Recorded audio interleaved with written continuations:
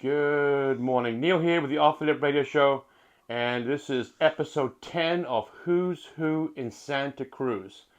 And do you ever have one of those friends, you ever had a buddy or a mate that you can see him after a minute, you may not see him for 6 months, you may not see him for a year, 2 years, 5 years. And you know what? When you see him, nothing changes. You still love each other, you still heckle each other, you still give each other a bad time. Well, this guy right here is my guy right here, Mr. Dave Nelly Nelson, who I interviewed many moons ago, and we've kept the friendship going, and we've had a lot of laughs and tears and shed it all, by crying out loud.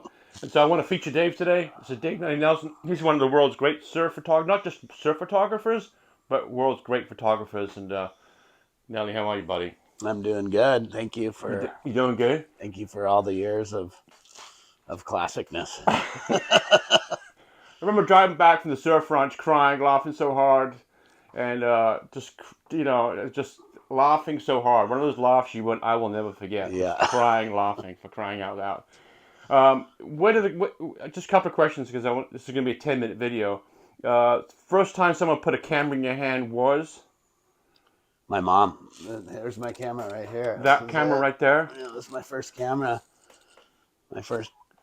Was that one called a brownie? A brownie. Is that the brownie? Yeah, you have to open it right here. You put Wow, it you around still your have neck it. and you look through it, and there's the shutter button. Do you use it? Have you used it at all since then? No, it doesn't work anymore. Oh, it doesn't work. But right. I did use it. That was my first one, and that was what got me hooked on shooting photos. I shot a roll of film on my brownie.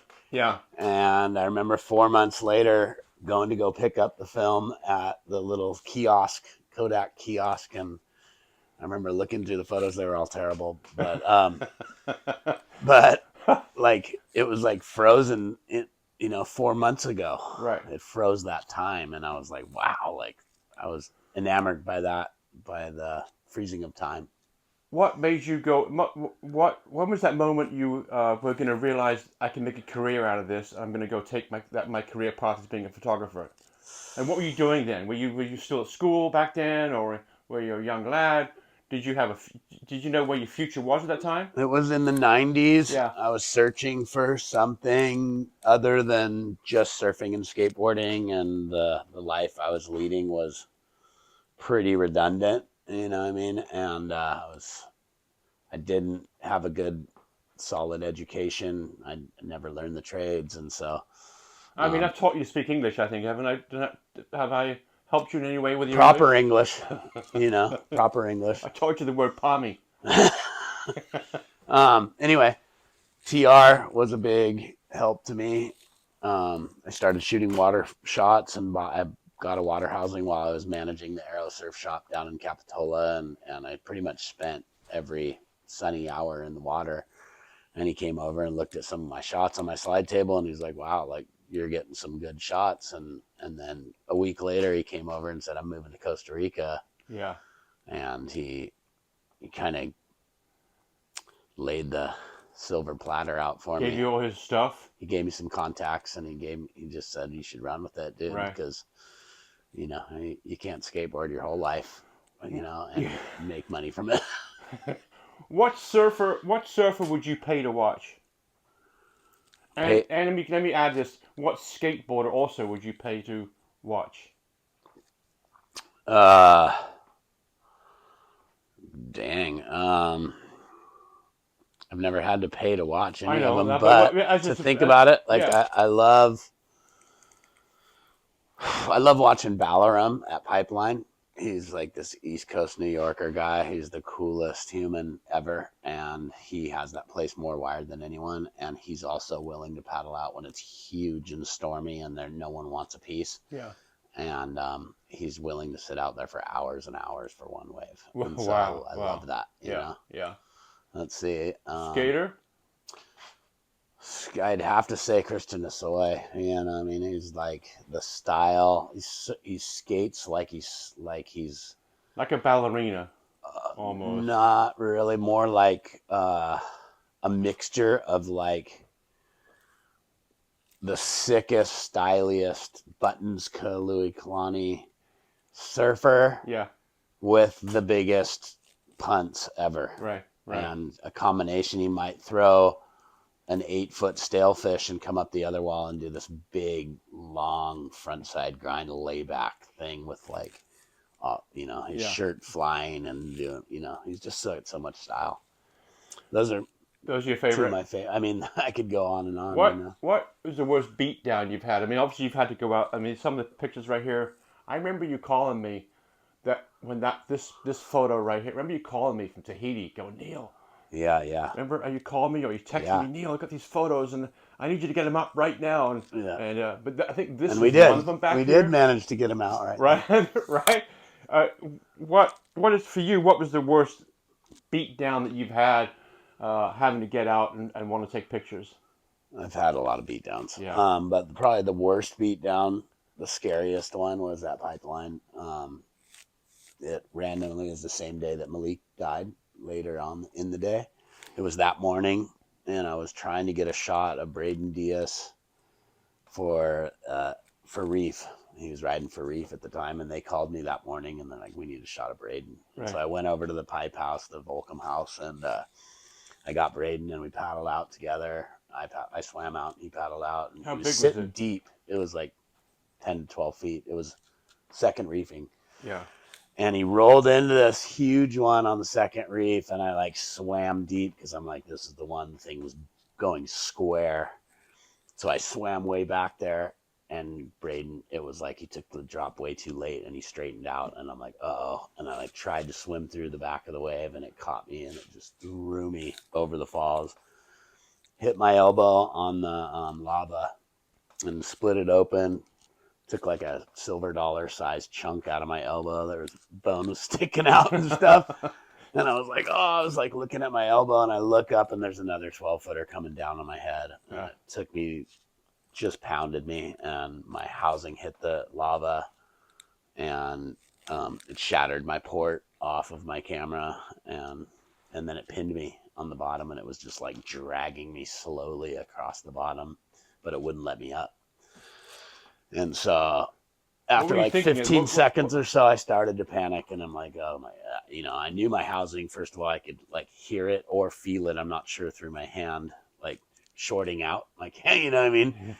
And finally, it let me go, and then I got up because I didn't really get a breath between the first over the Yeah. falls and the second one, and I got up and was just gasping and bleeding, and I came in and just like Kiss. I had to run into the O'Neill house and pull my camera apart, and then I went into a room and pulled all the shades and got under the covers, and because this is back in the days when it was film, it Yeah. wasn't digital, so I had to manually unwind the film and wind it up so that You're still bleeding? oh yeah, Yeah. didn't get exposed, and I ended up saving the roll of film because I was on the last like 4 shots of the roll when Yeah. that happened. Yeah. So saved the roll of film. That was about it. The camera was toast. I lost like $7,000. From when you started to today, what's changed in photography or Everything, everything? everything. It's the land. It's the era of airdrop. Hey, can you airdrop me that photo? I'm like, oh no, this is what I do for a living. You know what I mean? Like, Right. I'm not gonna just swim out for 4 hours at natural bridges and come in and airdrop you the photos. No, that's Right. not how it works. You know So what I mean? people pay the man. You got to pay the man. Yeah, Right? and so that's one of the biggest things is that the companies used to pay me to shoot photos, and they still do, but like it's very little. And so if you want to make money shooting photos, you actually have to charge the surfers these days, and they're willing to pay. You know what I mean? It's like you see all these edits that Baron Mamiya and all these guys are making, and all the photos of them that they're posting, they're paying for those themselves out of their own pocket. Yeah. Companies aren't paying for photos anymore. Right. So it's a big difference. We used to shoot to get 20 photo sales a year, and you'd be charging O'Neill and Quicksilver and Hurley or whoever back then. Now you're charging surfers, and it kind of sucks because it's awkward. You know what I mean? It's like I don't like charging my friends for photos. Yeah, but they want but at the same time, yeah, you have to make a living. yeah, it's weird. Right. That's Right. one of the things that's changed. Right. Do you wish you can go back to the old days of I film? do. Yeah, I had the major advantage back then because I I knew exactly where the slides should go, and you only had one slide, you know. You had one of these. You had one shot.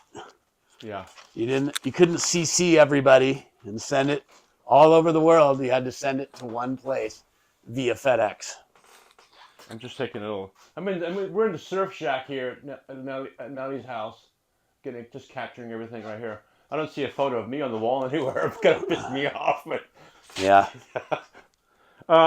top 3 photos are. I do have one of Laird up, so you're pretty much his like twin brother. So I know, right? yeah, The same body physique. so we could just Photoshop your face on Laird. Top 3 photos are.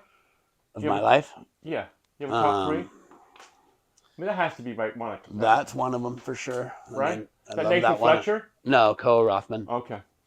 That was just a crazy, crazy day. Yeah. And that wave was like a tidal wave. Yeah. Like, it was so much bigger than the rest of the waves. And they actually predicted that set on Surfline. They're like, at 12:01, the biggest set of the day is going to come. And it came. Sure enough, it was like right. literally 12:01 on the dot, Yeah. and the biggest set came in. It like turned the whole ocean just turned black as it was coming in. We're like, oh my god! And the whole channel like shrank as the set came in. You know, the right, there's a right at Chopu over here, and there's a left, and the channel's in between, and it like pretty much they were like almost closing out the channel. And so people falling outside the boats and stuff. With people. Yeah, the boats were banging off each other. You know, I mean, everyone was motoring out to get over the set. That funnel went from this size to this. Yeah, the funnel turned really small. Wow. Yeah. People were definitely like, there was a kayak that was run over by the tip of a boat and like all kinds of shit. Yeah. You know, people were sketching. You enjoyed your career? You still enjoy? You still having? Still love it? Yep. Yeah. Love it. Every minute of it. Nelly, thank you. Yeah. And you still owe me $5. How much do you owe me? Do you owe me any money? I don't know if you do. I do. I owe you some money. Yeah, with the caddy, we have the caddy bet. I owe you that. I have to caddy for you because I lost the Ryder Cup. Yeah. Also, I owe you for modeling for me. So that I know you charge quite a bit for modeling my hats. Are you done? Is that your last joke? Thanks, buddy. I love you. You know that, right? I do love.